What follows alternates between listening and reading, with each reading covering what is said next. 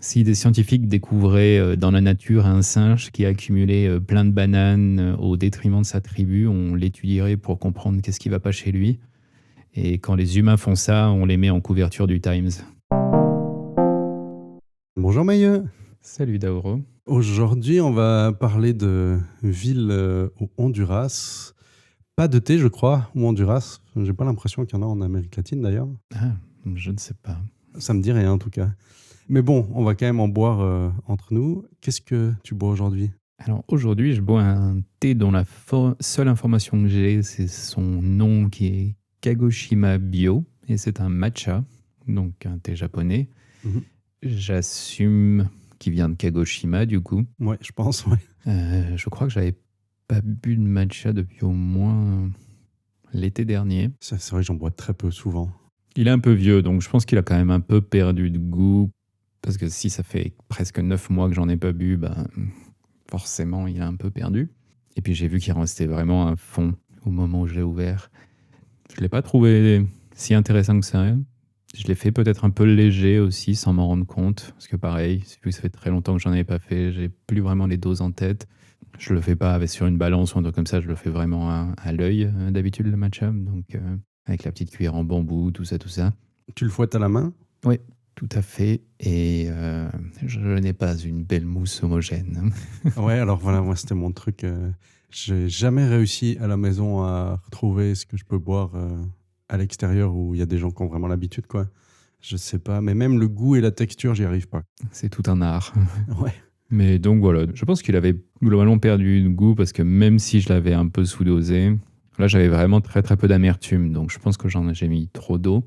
Mais malgré tout, j'avais pas du tout un goût très présent. Donc pas grand chose à dire sur lui. Et de toute façon, n'ayant pas plus de précision qu'il vient de Kagoshima. Et toi, qu'est-ce que tu bois? Eh ben, je bois un Dongding. Ça fait longtemps que j'avais pas bu. Donc c'est une sorte de oolong. Il s'appelle New Style.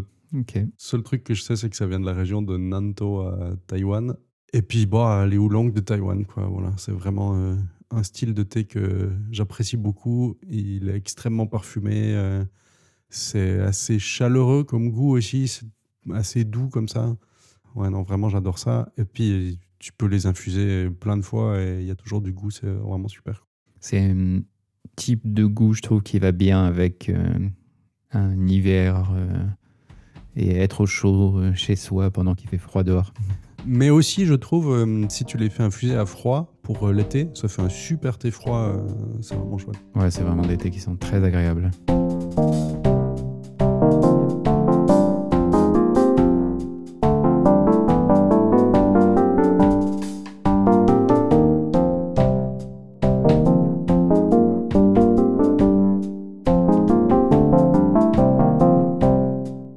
Aujourd'hui, on va parler d'une ville qui s'appelle Prospera, une ville un peu spéciale au Honduras, au nord de l'Amérique du Sud, juste en dessous de Mexico. Et qu'est-ce qu'elle a de spécial du coup, cette ville? C'est une ville qui a été dans la construction un peu, où la mise en place a commencé en 2021. Et c'est une Charter City. Charter City, c'est un petit peu basé sur des idées de zones de développement économique spécial. Par exemple, en Chine, il y a eu Shenzhen dans ce cas-là. Peut-être qu'on peut aussi penser à, sans le côté colonial, mais certaines anciennes colonies britanniques, je sais pas, Hong Kong ou je sais pas quoi, qui est du coup un territoire dans un État, mais qui en fait n'appartient pas à l'État en question ou qui ne suit pas les règles, les lois. Donc là, en l'occurrence, pour Prospera, c'est sur le territoire du Honduras, mais ça n'est pas régi par les lois du Honduras, hormis les lois criminelles. C'est-à-dire que toutes les lois de régulation financière, de régulation civile, etc., etc., du Honduras ne s'appliquent pas.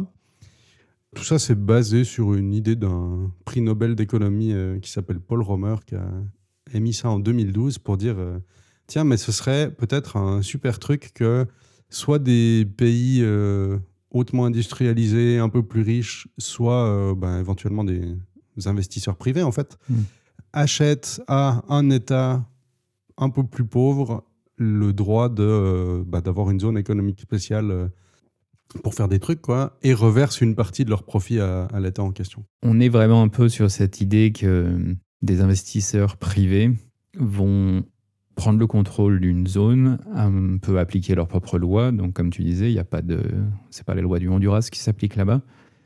Et l'espoir, c'est que ça rende le Honduras plus riche d'une manière ou d'une autre. J'ai l'impression qu'on est complètement sur cette idée de... Ah mince, le terme français m'échappe. Trickle-down economy. Ruissellement. Oui, voilà, la théorie du ruissellement. Si je dis pas de bêtises, cette théorie a été complètement débunkée depuis pas mal de temps, scientifiquement parlant. Piketty, c'est un économiste français, c'est ça, si je dis pas de bêtises, il s'appelle Piketty. C'est ça, ouais. Il me semble que lui a fait beaucoup de recherches sur ce sujet et il y a 4 ou 5 ans avait sorti tout un rapport qui étudiait le sujet sur plusieurs décennies et qui globalement démontrait que ça n'avait pas lieu. J'ai quand même l'impression que oui, Prospera, c'est un peu ça, quoi. Dans le cas de Prospera, vu que pour les Charter City, il pourrait y avoir deux options possibles, hein. Soit c'est un autre État qui achète du terrain et voilà. Mais l'autre cas, à part un État, c'est que ce soit des investissements privés, et c'est le cas de Prospera. Là, c'est juste des investisseurs privés qui vont pouvoir implémenter leur société, qui se sont mis là-bas. Du coup, c'est eux qui ont choisi leur loi civile. Encore une fois, s'il y a un meurtre ou autre, c'est quand même la loi du Honduras qui s'applique, mais c'est vraiment le seul truc, quoi. Tout ce qui est réglementation financière, loi du travail, peut-être sûreté médicale ou ce genre de choses-là, c'est eux qui ont décidé des trucs, quoi. Est-ce qu'on peut dire qu'ils ont décidé qu'il n'y ait rien ? C'est à peu près, je pense que ça résume bien. Oui, apparemment, en termes de loi, chaque entreprise qui s'installe peut choisir sa propre régulation. D'une entreprise à l'autre, les règles vont être complètement différentes. Pour l'instant, c'est important, c'est quand même extrêmement petit. 3 ou 4 bâtiments et quelques maisons, globalement. La page Wikipédia dit qu'il y a 2000 personnes qui y habitent. Ah, quand même. Est-ce qu'ils y habitent vraiment ? C'est pas dit. Ils ont aussi peut-être pu juste s'implémenter là-bas et en fait, comme ce sera plutôt des gens à très haut revenu, oui. Le truc fiscal, ils sont installés là-bas, quoi. Oui, parce que dans les faits, globalement, il n'y a que des millionnaires et des milliardaires qui habitent là et investissent là-dedans. C'est l'un des points qui apparemment est problématique. Comme on disait, il y avait cette idée que le gouvernement local devrait avoir un intérêt économique à héberger ces villes. Dans les faits, pour Prospera en tout cas, apparemment, il n'y a pour l'instant pas eu de versement d'argent au gouvernement du Honduras. Ou alors qui ne sont pas vraiment connus, quoi. Et ce qui est un petit peu bizarre que ce ne soit pas connu, du coup, parce que si vous le faites, pourquoi vous ne le dites pas ? Tout est vraiment très, très opaque autour de tout ça. Les communautés locales n'ont pas l'air très d'accord avec cette histoire non plus. Si on reprend un peu l'historique de la création de Prospera, il y a eu un président qui a ajouté ce qui s'appelle les ZEDE, Z-E-D-E, dans la constitution du Honduras. Donc en anglais, les Zones for Employment and Economic Development, donc zone pour le développement de l'emploi et de l'économie. Donc il y a eu ce président qui a modifié apparemment la constitution du Honduras pour ajouter ça, ce qui a permis la création de Prospera. Mais ensuite, d'autres organes du gouvernement du Honduras disent que cette loi, même si elle est dans la constitution, elle est en fait inconstitutionnelle. Donc techniquement, Prospera serait dans l'illégalité. Entre-temps, le gouvernement a changé. On est passé à un gouvernement qui était de gauche. Ce gouvernement voulait apparemment plus ou moins virer Prospera. Prospera les a attaqués en justice. Non, ou ne les a pas attaqués, mais leur met un peu ça en tant que menace, en fait, pour éviter de se faire virer. Parce que s'ils gagnent, le Honduras ne pourrait même pas payer ce que Prospera demande. Il y a une histoire de ce type-là. Mais entre-temps, il y a eu de nouveau des élections et c'est le président précédent encore, donc celui qui avait mis en place Prospera, enfin en tout cas c'est le parti de ce président qui est de nouveau à la tête du Honduras, sachant que le président en question, qui avait aidé à la fondation de cette ville, a des charges criminelles contre lui aux US pour trafic de drogue et d'armes. charge Ok. que Trump a levée. Maintenant, c'est bon, il n'y a pas de problème, ce n'est pas un criminel. Tout va bien, j'ai envie de dire. Tout ça, c'est quand même très euh, louche. Ouais. Disons que ça sent pas le truc fait avec l'accord de la population locale, de mon point de vue. Et le fait que ce soit que des millionnaires et des milliardaires, globalement, qui habitent là-dedans, ouais. Abordons un peu qu'est-ce qui se passe à Prospera, pourquoi ils vont là-bas. Mm. Ces personnes-là ne sont pas juste oh, on va faire notre jolie villa et puis on se prélasse. C'est pas le but en fait. Ils auraient déjà pu le faire ailleurs, c'est pas un souci quoi. L'idée c'est plutôt d'avoir une liberté commerciale et de recherche un peu absolue. Donc qu'est-ce qu'on trouve comme société par là-bas? Sans surprise, il y a des sociétés liées aux crypto-monnaies. Le Bitcoin est même utilisé pour payer les impôts et ce type de choses là-bas. C'est pas non plus tant une spécificité que ça, mais c'est apparemment commun d'utiliser les crypto-monnaies. Et puis évidemment, l'autre chose qui est présente et qui a mis un peu Prospera sur le devant de la scène, c'est toute une partie médicale et de recherche autour de la longévité humaine, parce que il n'y a pas de loi sanitaire là-bas, donc on peut tester des traitements expérimentaux qui ne sont pas approuvés par d'autres pays, etc. Récemment, en fait, il y a eu Brian Johnson, qui est un milliardaire américain qui est dans une quête de l'immortalité, qui est allé là-bas pour justement prendre un traitement expérimental qui est toujours non approuvé aux US, parce qu'il n'y a aucune loi qui empêche de donner ce traitement. C'est pas une personne que je connaissais, mais dans l'article que j'avais trouvé qui parlait effectivement de Prospera, les deux angles d'approche, c'est ce qu'on vient de mentionner. C'était le côté crypto-monnaie et justement le fait qu'il y avait de plus en plus d'expérimentations débridées sur soit des thérapies géniques, soit des traitements, disons, biologiques généraux, quoi. Et du biohacking aussi, des gens qui veulent expérimenter un peu sur leur corps et Comme le hacking informatique, qui est un peu de la bidouille, des essais, des expérimentations. Là, c'est la même idée, mais sur son corps. Souvent, quand on parle de biohacking, en fait, on parle de modification humaine. Rarement, on en parle hors du contexte humain. Ça peut être des modifications lourdes, dans le sens chirurgical, ou ça peut être des choses qui sont moins invasives. Dans les exemples de choses beaucoup moins invasives, j'ai en tête quelqu'un qui avait fait un essai il avait pris une boussole électronique, il l'avait mis contre, je crois que c'était son poignet, donc il faut imaginer une boussole électronique sur un bracelet. L'idée étant que la boussole vibrait, plus elle était alignée avec le nord. Et ce que lui, il essayait de voir, c'est est-ce que, à la longue, son cerveau allait naturellement en fait prendre en compte cette information quand il se déplaçait dans la ville ou des choses comme ça, quoi. Ouais. Donc ça, c'est un exemple, par exemple, qui est très peu invasif, parce que c'est juste un bracelet qu'on met autour de son poignet. Mais oui, ça va jusqu'aux gens qui se font des implants différents. Et puis maintenant, tout ce qui est thérapie génique et ce type de choses très, très expérimentales, quoi. Tout ça, spécialement l'exemple de la boussole, ce qui est peut-être le plus simple, hein, le faire dans nos pays occidentaux en tout cas, où on a quand même des réglementations en termes de trucs médicaux, de responsabilité aussi s'il y a des problèmes et autres. Enfin, tu peux pas faire n'importe quoi, n'importe comment en fait, ce qui rend donc ce genre d'expérimentation soit impossible, soit très compliqué parce qu'il va falloir déposer des dossiers, ça va être très long, prouver que peut-être tout aille bien. Enfin, je sais pas exactement les processus, mais effectivement, ça le rend pas vraiment faisable. Donc là, ces gens sont bien contents de pouvoir aller à Prospera pour faire je veux faire ça, oui, ok, pas de problème. Et puis, ils ont un peu leur responsabilité de si ça marche pas, tant pis pour eux en fait. Ouais. Ce qui, du coup, m'amène un peu à la question est-ce que c'est bien ou pas tout ça?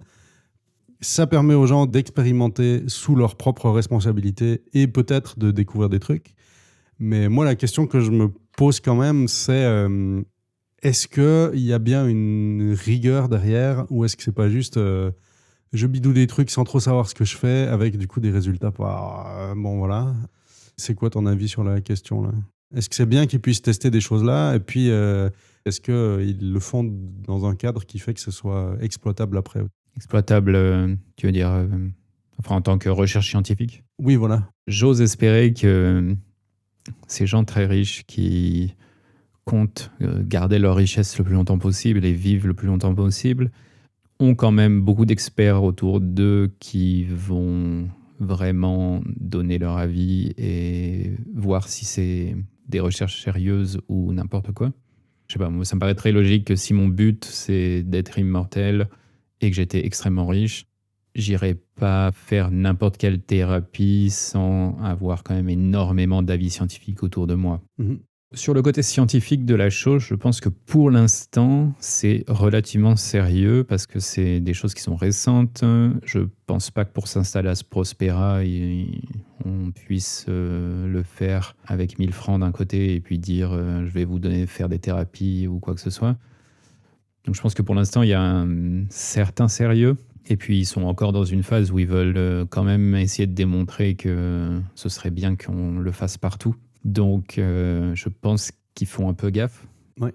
Après, sur l'éthique de ce genre de choses, ben, là, on rejoint un peu ce qu'en médecine, on appelle le droit à l'essai, qui est cette idée que le patient devrait avoir le droit d'essayer en toute connaissance de cause.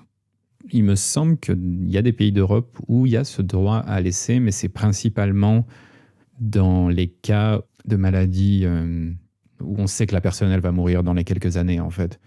Par exemple, si on est atteint d'un cancer très grave et qu'il y a de la recherche en cours et qu'il y a un traitement expérimental qui est peut-être intéressant, il y a des pays où le patient va avoir le droit de dire ce traitement qui est non validé encore, je veux l'essayer, quoi.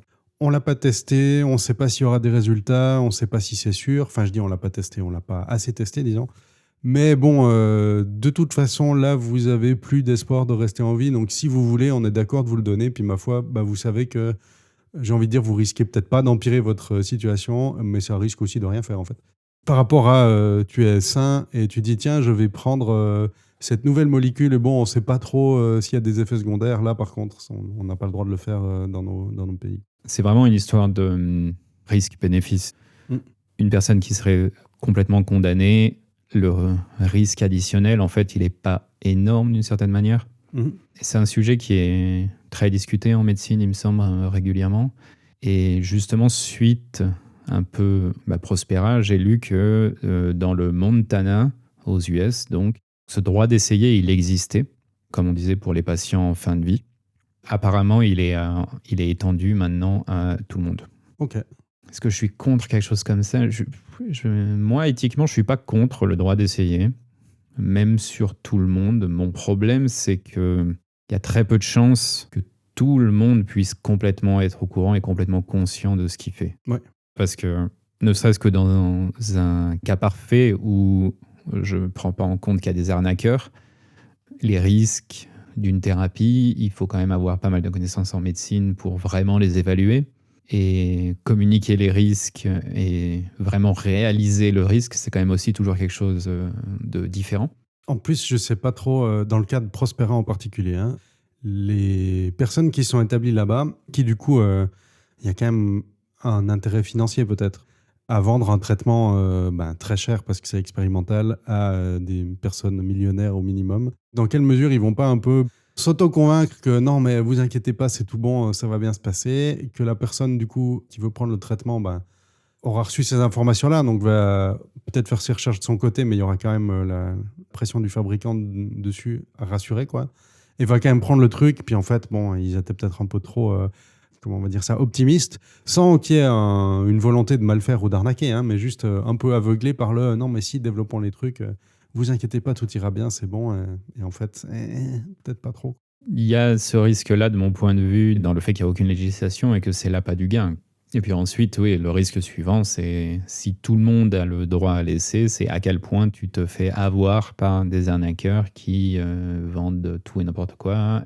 Là, qu'ils le font en connaissance de cause, mais protégés, entre guillemets, par le droit à l'essai. Mm-mm. On vous a informé, dans les petites lignes, il y avait marqué qu'il y avait telle molécule, machin, etc. L'information était là. J'ose espérer que les millionnaires et les milliardaires qui font ça demandent plusieurs avis scientifiques en plus. Après, j'ai pas forcément une empathie très grande s'il leur arrive un problème, je vais pas mentir. De ce niveau-là, c'est t'as voulu essayer un truc de riche, voilà quoi, c'est ton problème quoi. Mais est-ce qu'il faut que ce soit généralisé partout, tout le temps? Ça me paraît compliqué de réaliser un vrai droit à l'essai qui soit vraiment neutre. Ouais. Ça demande une législation, ça demande des règles. C'est impossible d'avoir, je pense, un droit à l'essai complètement neutre s'il n'y a aucune règle qui le gère. Oui, parce que là, dans le cas de Prospera, j'imagine bien que s'il y a quelque chose qui se passe mal, ils vont se réfugier derrière le... Ils le savaient que, ma foi, c'était à leur risque et péril. Et les entreprises qui sont à Prospera ne peuvent pas se faire attaquer derrière de « non, mais si, vous auriez quand même dû mieux informer, machin », parce que du coup, ils ont choisi qu'il n'y aurait pas ce genre de poursuite possible, quoi. Ouais. Alors qu'une situation similaire... dans à peu près tous les pays, j'imagine. Même s'il se réfugie derrière le « oui, mais bon, il a signé le contrat pour dire qu'il était conscient des risques », c'est vrai, mais t'as pas le droit de le faire, en fait. Je suis tout à fait OK avec la responsabilité individuelle de ces gens. T'es multimillionnaire et tu veux aller tester si... j'invente un truc, hein, je sais pas si ça existe, mais tu veux aller tester si une dose magnétique intense sur ton cerveau fait que t'as plus besoin de dormir que 2 heures par nuit, par exemple. Ça se passe mal et tu as des problèmes plus tard, voilà, bah écoute, ça t'es pas très bien testé. Tu as voulu faire des trucs super en avance sans que ça ait été bien encadré par de la recherche scientifique de longue durée. Tu as choisi, tant pis, quoi. Et comme c'est une population très spécifique et un accès qui est très compliqué, ils pouvaient tout à fait l'éviter et ça se passait bien pour eux. Un peu comme toi, j'ai pas trop triste pour eux. Ils avaient qu'à faire comme tout le monde, j'ai envie de dire. Par contre, le petit truc où je suis un peu, pas critique, mais plus ambivalent, je sais pas trop où me placer. Oui, peut-être que de pouvoir dire on a un truc expérimental, comme je pouvais expliquer, là, encore une fois, je sais pas si ça existe, mais de magnétisme sur le cerveau, ça fait peut-être moins dormir les gens, mais du coup, il faut qu'on le teste avec des vraies personnes, quoi, parce qu'on l'a juste testé sur des primates, puis voilà. Mais que d'avoir des autorisations pour le faire dans les pays occidentaux, c'est long et compliqué. Et du coup, on aimerait pouvoir faire avancer la recherche puis mettre ça sur le marché parce que ça peut bénéficier à des gens, par exemple. Effectivement, peut-être que la recherche, elle peut avancer plus vite comme ça. Il y a des gens qui prennent des risques et si du coup, ils ont des problèmes, merci à vous d'avoir pris le risque puis d'avoir fait avancer la science avec des données. Voilà. Mais de l'autre côté, je sais quand même pas trop dans quelle mesure les résultats scientifiques seraient un peu biaisés parce que déjà, il va pas y avoir tant que ça d'échantillons, quoi. Je pense qu'il y a peut-être qu'une dizaine ou une vingtaine de personnes qui pourront aller faire le truc. Ouais. C'est pas vraiment suffisant pour avoir des données scientifiques solides pour qu'après, l'entreprise puisse arriver chez les régulateurs occidentaux et dire « mais regardez, tout va bien, donc maintenant, donnez-nous une autorisation de mise sur le marché ». Donc, je suis pas sûr que ça fasse tellement avancer la science en termes de rapidité parce qu'il faudra de toute façon faire les études derrière. Est-ce qu'il y aurait un risque aussi que ces entreprises, elles restent en permanence dans la non-régulation parce que maintenant on a découvert tel truc, on a ces retours-là, donc on change un tout petit peu notre manière de faire, ça progresse un petit peu peut-être, ok, mais qui continue à vendre un produit et à distribuer un traitement toujours non régulé en fait. Puis du coup, est-ce que ça a fait avancer l'état des connaissances pour le public général et que ce soit à leur disposition? Je suis pas sûr que ça change quoi que ce soit, quoi. Sur la partie validité scientifique, ça dépend comment l'étude a été faite. Si c'est des choses qui sont vraiment réalisées en double aveugle, ce type de choses, etc., on peut, même si c'est des tests qui sont faits sur peu d'individus, ça reste une information supplémentaire qui n'est pas suffisante pour en faire un traitement définitif avec une législation derrière, etc. Moi, ce que je vois aussi, c'est que pour l'instant, c'est des millionnaires milliardaires qui vont faire des traitements expérimentaux, mais à quel moment l'entreprise médicale à Prospera, elle ne va pas commencer à donner de l'argent aux populations locales pour tester des trucs, quoi. Qu'est-ce qui leur empêche de faire ça? Apparemment, rien. Légalement, non, tout à fait. Moi, ce que je vois surtout avec ce genre de ville, c'est ce genre de dérives, en fait, qui vont au-delà du fait que, apparemment, économiquement parlant, ça n'a pas d'avantage pour les communautés locales. Ensuite, il va y avoir toutes ces problématiques de comportement complètement non éthique autour de la recherche en médecine, à mon avis. On ne sait pas si c'est le cas ou pas et si ça peut arriver, mais c'est vrai que c'est un risque. Mais je vois ça en risque Dans des pays qui sont relativement pauvres, ça veut aussi dire que les salaires annuels des populations locales sont bas. Donc ça veut dire, premier réflexe, tu donnes la moitié du salaire annuel pour tester un traitement quelconque, tu vas avoir des gens qui vont le faire. C'est quasiment sûr. J'imagine bien que pour une entreprise de Prospera qui est financée par des milliardaires, qui vend certains de ses services à des milliardaires, si demain ils disent habitants du Honduras, venez tester notre pilule, vous avez à en prendre une, puis on vous donne $2000. Eux, ça leur coûte pas grand-chose. Par contre, les gens du Honduras qui vont gagner $2000 pour prendre 5 pilules, je comprends que ce soit attirant, quoi. Je pense que ça va avoir lieu à un moment donné. Il y a un jour, on va avoir un scandale lié à ça. Ce que je trouve extrêmement problématique avec tout ce qui est recherche biologique, c'est à un moment donné, il y aura forcément une entreprise qui va s'installer là-bas et qui va travailler sur des bactéries, des virus. Et qu'est-ce qui se passe le moment où une bactérie ou un virus dangereux quitte le labo, quoi? Il n'y a pas besoin d'avoir peut-être les mêmes normes de sécurité que... Bah, c'est ça. Ils choisissent leur propre cadre réglementaire. C'est pas du tout un risque théorique, hein. C'est des risques qui ont déjà eu lieu. Il y a déjà eu des problèmes avec des êtres vivants, au final, qui s'échappent du laboratoire et qui posent énormément de problèmes. Dans la Méditerranée, actuellement, le problème des algues invasives, il est en partie dû à l'élévation du pH à cause de la pollution et ce genre de choses, mais il est aussi apparemment dû à une négligence dans certains laboratoires qui ont rejeté des algues dans la mer. Et ces algues se sont mis à envahir la Méditerranée. Alors ça, c'est aussi un truc plus ou moins en cours, parce qu'évidemment, c'est un peu dur de dire d'où viennent exactement ces algues, mais on a dans l'histoire des cas comme ça, et puis dans les laboratoires de biologie qui travaillent même sur des choses qui sont non vivantes, les règles et les restrictions et les limites de ce qui peuvent rentrer, quitter le labo, etc. C'est pas n'importe qui, à n'importe quelle heure, ou ce type de choses, hein. Il y a vraiment un suivi. C'est pas trivial. Faire ça dans un endroit où il y a zéro législation, où le seul intérêt, c'est la pure économie, ce qui va se passer, c'est que c'est toujours moins cher de ne pas mettre en place des protections. Donc, ils vont pas être mis en place, quoi. Enfin, je sais pas. Ce genre de choses, moi, ça me paraît tellement logique que je comprends même pas que... Enfin, si, je comprends, je sais pourquoi l'ex-président du Honduras a fait ça. C'est parce qu'il a été payé pour faire ça. Il y a pas, enfin, je vois pas comment il peut ne pas y avoir de corruption dans tout ça, quoi. Au minimum, s'il n'y a pas de la corruption financière, il y a potentiellement, bêtement, un calcul électoral de dire je présente ça à mes électeurs comme regardez, j'amène cette ville ici, tous ces investisseurs multimilliardaires, ils vont nous reverser 20% de je sais pas quoi, ça va permettre à la région de se développer, machin. Hop, on a voté pour moi, c'est très bien, merci. Et si derrière il se passe rien, bon, ça m'est bien égal. En fait, maintenant que j'ai eu mon élection, c'est OK, quoi. Cette corruption-là, en fait, elle me paraît suffisante. Et après, bon, alors effectivement, on ne sait pas, est-ce qu'il y a des histoires financières aussi plus directes? Même s'il n'y a pas d'échange d'argent, c'est un échange de services. Quand tu rends service et que tu fais très plaisir à des gens très très riches, tu t'accordes aussi les faveurs de gens très très très riches qui ont beaucoup de pouvoir. Le problème de Prospera, qui est d'ailleurs un peu dénoncé par Paul Romer, prix Nobel d'économie, là, qui a lancé l'idée de ces charter cities, hein, qui dit aujourd'hui que dans le cadre de Prospera, ils se sont un peu perdus et que ça n'a plus vraiment la vision originelle.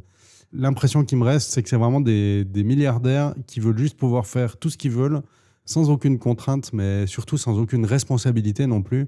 C'est un peu facile de dire que c'est bien et de vouloir ça quand ils sont déjà en position de pouvoir, en fait, parce qu'ils sont juste avides de plus de pouvoir et de pouvoir faire tout ce qu'ils veulent sans devoir rendre des comptes. Alors que si ça parlait de donner ça à tout le monde, de pouvoir faire tout ce qu'ils veulent à tout le monde, c'est pas dit qu'ils aient le même avis. C'est juste ça les arrange bien parce que eux ils sont déjà en position de force et qui sont ennuyés quand on leur dit dites donc peut-être que vous abusez un peu. Je crois, puisque c'est comme ça, je vais aller fonder mon propre état dans lequel il n'y en aura pas et voilà. On dirait vraiment l'enfant de 12 ans qui boude. Ouais. Puisque je dois ranger ma chambre, je vais partir pour aller faire ma cabane dans les bois. Tu vois. On est un peu à ce niveau-là, j'ai l'impression aussi. Puis, comme on l'a mentionné aussi au début, il y a tout l'aspect crypto-monnaie. Moi, je le perçois quand même pas mal comme aussi des gens qui sont devenus riches soudainement parce que ils ont eu de la chance, on peut dire ça, plus de la chance que du flair, en gagnant beaucoup d'argent avec des crypto-monnaies, et du coup ils veulent développer tout ça et conserver leur argent sans devoir payer d'impôts, sans être assujetti à une redistribution des richesses non plus. C'est aussi une justification, peut-être sans se l'avouer, de planquer son argent en fait. Ouais. Ce qui était d'ailleurs une des citations qui revenait. On veut pas payer d'impôts parce que ça nous empêche de faire des choses. Ouais, ça t'empêche surtout d'accumuler de la thune et de la garder pour toi, j'ai l'impression. Mais C'est complètement ça. j'ai retrouvé la citation là, de Jason Hartgrave, qui est défini comme entrepreneur dans l'article. Et la citation, c'est « Les impôts, c'est du vol ». L'utilisation de son capital devrait relever de la liberté individuelle et non de la collectivité, parce que ça bride son esprit d'entreprise. Pauvre bébou, il est tout bridé. Oh non. Tout ça, c'est aussi une vision du self-made man qui est complètement fausse en fait, parce que comment est-ce qu'on finance l'infrastructure qui permet de se déplacer? Comment est-ce qu'on finance tout ce qui est le bien commun et qui est nécessaire au fonctionnement de la société en fait? Parce que les gens qui se disent self-made men, qui ont fait leur fortune avec leur sueur, etc., ils ont rarement fait leur fortune avec leur sueur et leur sang. Ils ont très souvent hérité d'une fortune. Ils ont très souvent profité d'une infrastructure préexistante dans le pays où ils habitent. Ils sont tous sauf fait eux-mêmes, quoi. Je sais pas exactement les montants et les trucs, mais il n'y a pas une histoire comme ça, genre Elon Musk, qui dit qu'il a tout fait lui-même en fondant des sociétés machin. Oui, et la petite astérisque, c'est qu'il a hérité de 100 millions de son père, un truc comme ça. Dans le cas d'Elon Musk, c'est encore pire que ça. C'est un arnaqueur et un menteur complet. Il n'a fondé qu'une seule et unique société dans sa vie qui n'a pas marché. Tout le reste, il l'a acheté. Et en l'achetant, il a fait en sorte de modifier l'histoire de l'entreprise pour virer les fondateurs. C'est-à-dire que souvent, on entend dire Elon Musk, il a fondé Tesla ou autre. Non, Elon Musk, il est rentré dans le board de Tesla et de manière très hostile, il a viré les fondateurs de Tesla. SpaceX, c'est pareil, il est rentré dans le board, il a acheté, etc. Neuralink, c'est pareil, c'est quelque chose qu'il a acheté. Dans les interviews, il dit qu'il vient d'une famille, je ne crois pas qu'il ose dire pauvre, mais au moins il dit de classe moyenne. En fait, non, ses parents sont millionnaires, il a hérité d'une énorme fortune. C'est grâce à ça d'ailleurs qu'il a pu fonder son entreprise initiale. Mais il ne faut pas qu'il paye d'impôts parce qu'après, sinon, il ne peut pas entreprendre comme il faut. Donc, C'est ça. On est vraiment rentré dans un système où on a mis les milliardaires, les millionnaires sur un piédestal, comme si c'était eux qui faisaient tourner l'économie, qui apportaient quelque chose à nos sociétés. Le fameux ruissellement, justement. Alors que dans les faits, ça n'est pas le cas. De mon point de vue, le capitalisme, il pousse à l'apparition de ces gens-là. Parce que forcément, si la seule chose qui compte, c'est créer du capital, c'est les gens qui vont en accumuler le plus qui vont être les gagnants du système. Ça fait partie de la logique du système. Mais clairement, d'un point de vue société civile, d'un point de vue développement d'une société juste, où tous les humains ont des droits, les mêmes droits et l'accès à toutes les choses de base librement, les milliardaires, les millionnaires, ce sont des parasites, quoi. Mais ils se présentent avec une mystique qui les entoure, un mythe fondateur de la sueur, le sang, je viens d'une famille pauvre, etc., etc. Et j'ai réussi à grimper les échelons un à un. En fait, non. Mais ça marche. C'est vraiment hallucinant le niveau d'aveuglement que les gens qui suivent Elon Musk, parce qu'on est à ce niveau, on a l'impression que c'est un dieu, quoi, pour ces gens-là. C'est très bizarre, je trouve. Le vernis s'est bien effrité, plus qu'effrité même, par rapport au début, mais il y a effectivement encore des gens convaincus qui fait avancer les choses. Peu de choses qui profitent à tout le monde dans ce qu'il fait. Mais... Ouais, et puis dans certains cas aussi, on ne se rend pas compte de ses fortunes. On ne se rend pas compte de l'échelle de différence qu'il y a entre une personne moyenne et ces gens-là. Il y a un site d'ailleurs qui est très, très, très bien pour ça, lafortunedebernard.fr. Ah, de Bernard Arnault, je pense. Exactement. Donc Bernard Arnault qui posséderait, parce que de nouveau, on ne sait jamais trop exactement, 182 milliards de dollars. Ça représente rien, quoi. C'est un chiffre d'une certaine manière. Et ce site représente visuellement la fortune. Ouais. On démarre par un carré qui dit, voilà, ça c'est un SMIC, temps plein mensuel. Donc en France, le SMIC au 1er janvier 2025, c'était 1426,30 €. C'est un petit pixel sur l'écran. Et ensuite, on scrolle dans la fortune de Bernard. C'est-à-dire qu'on descend dans la page, il y a des tas de pixels. Donc, le rectangle, ensuite, après le SMIC, c'est le revenu médian d'un ménage en France, 30 620. Ça représente 21 mois de SMIC. Puis ensuite, on représente visuellement 1 million d'euros, qui sont 701 SMIC. Et donc, 1 million d'euros, on est sur 20 pixels par 20 pixels, en gros. C'est pas gros. Et on parle d'1 million, là. On n'a toujours pas parlé du premier pourcent de la fortune. Ouais. Et donc, ça scrolle comme ça. Et c'est un site extrêmement bien pour ça, parce qu'il représente visuellement la fortune de ces gens. Il met aussi dans le site les différents prix. Le montant estimé de la fraude sociale, par exemple, en France, il correspondrait à 1,46% de la fortune. À 0,2% de la fortune de Bernard Arnault, il y a le déficit cumulé des hôpitaux fin 2022 en France. Il suffirait de lui taxer 0,2%, on n'aurait pas de déficit dans les hôpitaux en France. Pour une année, mais ouais. Non, Pour une année, évidemment, mais on va le taxer tous les ans quand même, j'espère. Enfin voilà, c'est un site vraiment bien. Moi, je conseille vraiment d'aller le voir, lafortunedebernard.fr, parce qu'il nous permet de réaliser visuellement ce que c'est que ces sommes. On s'écarte un peu du truc, mais c'est clairement aussi des gens qui accumulent quand même beaucoup et qui continuent à essayer de faire des trucs pour éviter le plus possible des contraintes et des responsabilités, dont certains vont essayer de s'installer à Prospera pour faire que leurs entreprises payent pas d'impôts ou le minimum possible. Pour conclure, Prospera, sur le principe, en tout cas dont ça fonctionne actuellement, est-ce que tu es pour ou contre ? Tel que c'est actuellement, non, je pense vraiment pas que c'est une bonne idée. Je suis pas contre cette idée de créer des petits États ou des villes qui auraient des droits spécifiques pour faire des expérimentations spécifiques. Je pense que c'est quelque chose qui aurait du sens, mais il faut une législation autour de ça, il faut des limites, même si eux n'en ont pas envie. La seule manière de faire quelque chose qui aide tout le monde, au final, c'est quand même qu'il y ait un certain nombre de limites qui guident l'expérience. Parce que là, il n'y a pas de guide, c'est leur propre décision. Et toi, de ton point de vue, est-ce que Prospera vaut le coup ? Sous la forme actuelle, non, je pense pas. Je pense que les gains qui pourraient en ressortir sont absolument minimes par rapport à tous les problèmes qui vont avec. Sur une autre forme où c'est pas des choses privées, mais peut-être un État qui en paye un autre, peut-être, mais j'arrive pas à me dire si c'est du colonialisme déguisé. Tu vois, si dans le sens où, au lieu que ce soit Prospera, c'était le gouvernement des États-Unis, et du coup, les règles qui s'appliquent à Prospera, ce seraient les lois américaines. Ce serait déjà mieux, mais je ne sais pas si je suis trop d'accord avec ça. Il y a quand même cette idée d'exploitation, l'air de rien. Et c'est d'ailleurs quelque chose qui est ressorti dans l'un des articles qu'on avait lus, une nouvelle forme économique de colonialisme.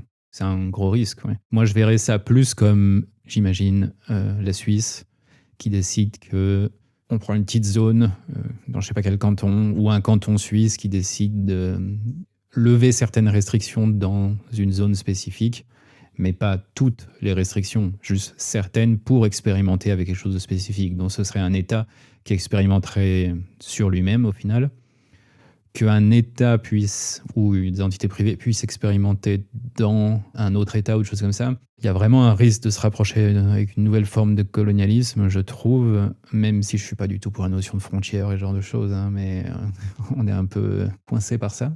Ça me paraît pas très égalitaire. J'ai toujours l'impression qu'il y a une exploitation d'un pays par un autre. Mais ouais. Et puis, sous-jacent à tout ça, ces histoires de responsabilité individuelle poussées à mort de ces personnes en position de force, donc soit financière, soit de pouvoir en gros, qui veulent pouvoir faire tout ce qu'ils veulent sans contrainte ni responsabilité. Ça rejoint un petit peu une idéologie qui émerge depuis quelques années, on peut dire. Je suis tombé sur ces termes de technofascisme que du coup je connais pas très bien. C'est peut-être quelque chose dont on aura l'occasion de reparler par ici. Ce futur épisode, si on en reparle, comment est-ce qu'on pourra nous retrouver? Où est-ce que les gens ils pourront nous écouter? Si vous voulez être sûr de ne louper aucun épisode, eh bien, depuis notre site internet tâche avec un s-2-t.fm. Il y a sur le site un flux RSS qui permet de s'abonner ou les liens vers les différentes applications de podcast que vous pourriez utiliser. Donc si vous voulez pas louper la suite, abonnez-vous. Mais aussi, si l'épisode vous a intéressé, déjà, si vous avez votre avis sur la question ou des liens intéressants à nous envoyer, n'hésitez pas. De même, sur notre site, il y a les liens vers les réseaux sociaux et un email. Et puis sinon, n'hésitez pas à partager l'épisode aussi, si vous pensez que quelqu'un dans votre entourage serait intéressé. Sur ce, au revoir jusqu'au prochain épisode. À bientôt. Bye bye.